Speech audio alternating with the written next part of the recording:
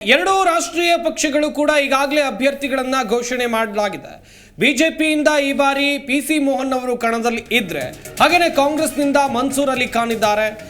ದೊಡ್ಡ ಮಟ್ಟದ ಪೈಪೋಟಿಯನ್ನ ನಿರೀಕ್ಷೆ ಮಾಡಬಹುದು ಎನ್ನುವಂತ ಲೆಕ್ಕಾಚಾರ ಇದೆ. ಗಮನಿಸ್ತಾ ಇರಬಹುದು, ಪಿಸಿ ಮೋಹನ್ ಬಿಜೆಪಿಯಿಂದ ಕಣದಲ್ಲಿದ್ರೆ, ಮನ್ಸೂರ್ ಅಲಿ ಖಾನ್ ಕಾಂಗ್ರೆಸ್ನಿಂದ ಅಖಾಡಕ್ಕೆ ಇಳಿದಿದ್ದಾರೆ. ದಿನೇ ದಿನೇ ಚುನಾವಣೆಯ ಕಾವು ಕೂಡ ರಂಗೇರ್ತಾ ಇದೆ. ಈಗಾಗಲೇ ಎರಡೂ ಪಕ್ಷದವರು ಪ್ರಚಾರವನ್ನ ಆರಂಭಿಸಿದ್ದಾರೆ.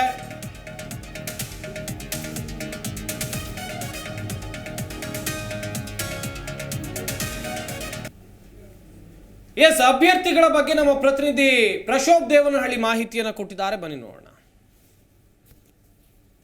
ಕಾಂಗ್ರೆಸ್ಗೆ ಆಗಿರುವಂತಹ ದೃಢ ಒಂದು ಶಕ್ತಿ ಏನು ಅಂತ ಹೇಳಿದ್ರೆ, ಅಲ್ಪಸಂಖ್ಯಾತ ಓಲೈಕೆ ಅಥವಾ ಅಲ್ಪಸಂಖ್ಯಾತರ ಒಂದು ಮತ ಬ್ಯಾಂಕ್, ವೋಟ್ ಬ್ಯಾಂಕ್ ಏನಿದೆ, ಆ ಒಂದು ಮತ ಬ್ಯಾಂಕ್ನ ಮನ್ಸೂರ್ ಅಲಿ ಖಾನ್ ಮೂಲಕ ಒಂದು ಪ್ರಯೋಗ ಮಾಡಿ ಪಿ ಸಿ ಮೋಹನ್ ವಿರುದ್ಧ ಒಂದು ಜಯ ಗಳಿಸುವಂಥ ಒಂದು ಸ್ಟ್ರಾಟಜಿನ ಈಗ ಕಾಂಗ್ರೆಸ್ ಅವರು ಮಾಡಿದೆ. ಕಳೆದ ವಿಧಾನಸಭಾ ಕ್ಷೇತ್ರದಲ್ಲಿ ಕಾಂಗ್ರೆಸ್ಗೆ ಆಗಿರುವಂಥ ದೃಢ ಒಂದು ಶಕ್ತಿ ಏನು ಅಂತ ಹೇಳಿದ್ರೆ, ಅಲ್ಪಸಂಖ್ಯಾತ ಓಲೈಕೆ ಅಥವಾ ಅಲ್ಪಸಂಖ್ಯಾತರ ಒಂದು ಮತ ಬ್ಯಾಂಕ್, ವೋಟ್ ಬ್ಯಾಂಕ್ ಏನಿದೆ, ಆ ಒಂದು ಮತ ಬ್ಯಾಂಕ್ನ ಮನ್ಸೂರ್ ಅಲಿ ಖಾನ್ ಮೂಲಕ ಒಂದು ಪ್ರಯೋಗ ಮಾಡಿ ಪಿ ಸಿ ಮೋಹನ್ ವಿರುದ್ಧ ಒಂದು ಜಯ ಗಳಿಸುವಂಥ ಒಂದು ಸ್ಟ್ರಾಟಜಿನ ಈಗ ಕಾಂಗ್ರೆಸ್ ಅವರು ಮಾಡಿದೆ. ಕಳೆದ ವಿಧಾನಸಭಾ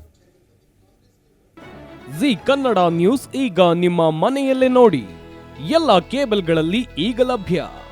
ಸನ್ Direct 292, Jio TV 1334, U digital 162, city cable 51, GTPL 17, Abhishek cables 821, Rockline telecommunication 51, Shri Basaveshwara number 60, Vinayaka digital number 53, in digital number 896ರಲ್ಲಿ ನಿಮ್ಮಿಸ್ತದ ಜಿ ಕನ್ನಡ ನ್ಯೂಸ್ ನೋಡಿ ಆನಂದಿಸಿ.